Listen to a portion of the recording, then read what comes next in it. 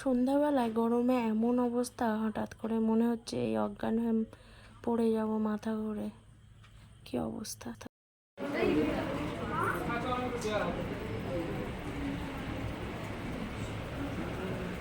Hello বন্ধুরা, তোমরা সকলে কেমন আছো? আশা করি তোমরা সকলে খুব খুব ভালো আছো। আমিও খুব ভালো আছি। বৃহস্পতিবারের একটা নতুন ব্লগে জয়েস লাইফস্টাইলে তোমাদের সকলকে স্বাগত জানিয়ে এখন বাজে সকাল 7টা।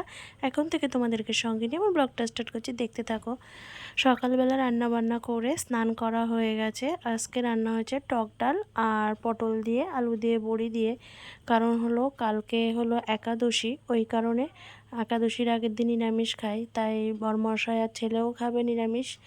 তো আমি আর শ্বশুরমশাই তো একাদশী করবো, তো নিরামিষ রান্না বান্না করে স্নান করে চলে এসেছি ঠাকুর ঘরে। তো দেখো, ঠাকুরকে দিয়ে নিচ্ছি আজকে সেবা হলো গুজিয়া আর হলো আঙুর ফল। বৃহস্পতিবারে যে কোনো একটা মিষ্টি দেওয়া হয়। তো এমনি যদি কোনো অন্য মিষ্টি নিয়ে আসা হয় তাহলে গরমের মধ্যে নষ্ট হয়ে যায়, ওই জন্য বেশিরভাগ, যেহেতু আগের দিন রাত্রে এনে রাখে, আমার সকালবেলা উঠেই পুজো দিতে হয়, অত সকালে দোকানে যাওয়ার কেউ হয় না, ওই কারণে বেশিরভাগই গুজিয়ে আনে। আর যদি দিনের দিন কোনো মিষ্টি আনে তখন হলো মানে রসের মিষ্টি নিয়ে আসে, তখন এমনি মিষ্টি দিয়ে পুজো দেওয়া হয়।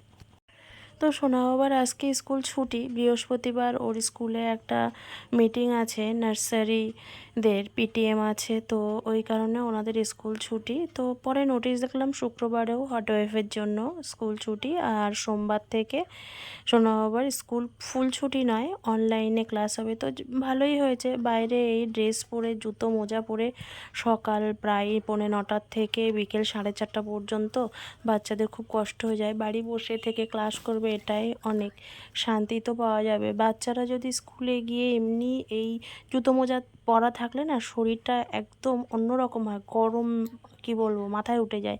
এমনি পা যদি গরম থাকে না, দেখবে শরীর আরও গরম হয়ে যায়, আর পা যদি খোলা থাকে না, শরীরটাও এমনি ঠান্ডা হয়ে যায়। তো তোমাদের সঙ্গে গল্প করতে করতে দেখো আমার পুজো দেওয়া প্রায় হয়ে গেছে।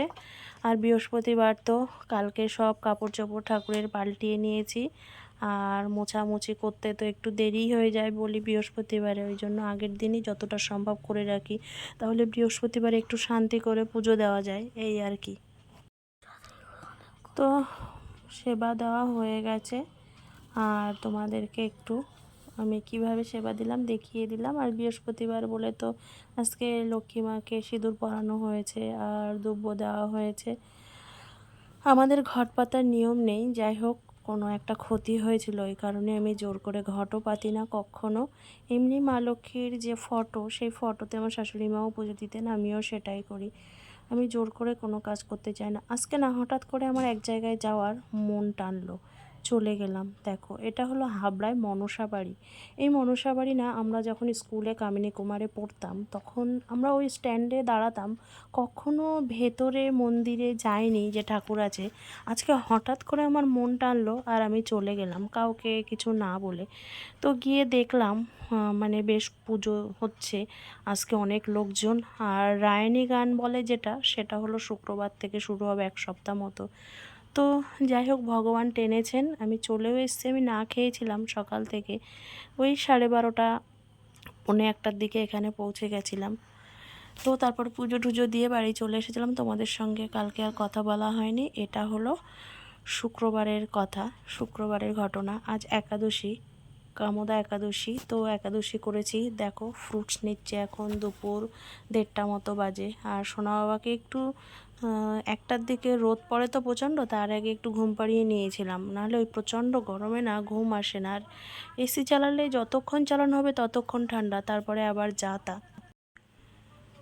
তারপরে আমি না সোনা বাবাকে ডাকছি, বাবা ওঠো। আবার বিকেলে উনি একটু খেলতে যাবে, আমাকে বলে রেখেছে। ও জানে না, একটু সকাল সকাল ঘুমিয়ে পড়েছিল 12টার দিকে দুপুরে, তো উঠেছে 1টার দিকে। গরমে বেশিক্ষণ ঘুমানোও যায় না।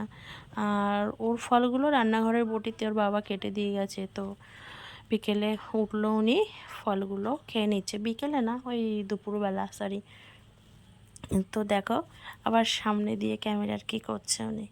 আবার বিকেলবেলা ওনাকে নিয়ে যেতে হবে 4:15, তো ড্রেসগুলো বের করে রেখেছি আমি, আর একটু ভাবছি পরে নেবো, গরমে না বই নিয়ে বসা হয় না, কষ্ট হয় বলে। তো সামান্য একটু বই পড়ে নেব। বলছিল মা 4টের দিকে যাব, কিন্তু মাঠে প্রচণ্ড রোদ থাকে, 4:30 বাজলে তবু একটু রোদটা কমে যায়, টানা রোদ। তো আমি বলেছি 4:45টায় নিয়ে যাব, 6টায় সন্ধ্যা নিয়ে চলে আসবো। তো একটু বই দেখে নিয়েছিলাম, আর যেহেতু উপোস করেছি না, একটু কষ্ট হচ্ছে। তো কি করব, ছেলে বারবার বলছে শরীর খারাপ মা, করেছো কেন? সন্ধ্যাবেলায় হলো কিছু খেয়ে নেবে, উপোসটা ভেঙে দাও। আমি বললাম না বাবা, করেছি যখন কষ্ট করেই করে নিই। তো ওকে খেলার মাঠে নিয়ে যাবো বলে যথারীতি আমি দেখো ড্রেসটা চেঞ্জ করে নিলাম। আর তার আগে না ঘরবাড়ি মুছে নিয়েছি। গরমের মধ্যে ঘরবাড়ি একটু নোংরা নোংরা হয়, হাওয়া দেয়।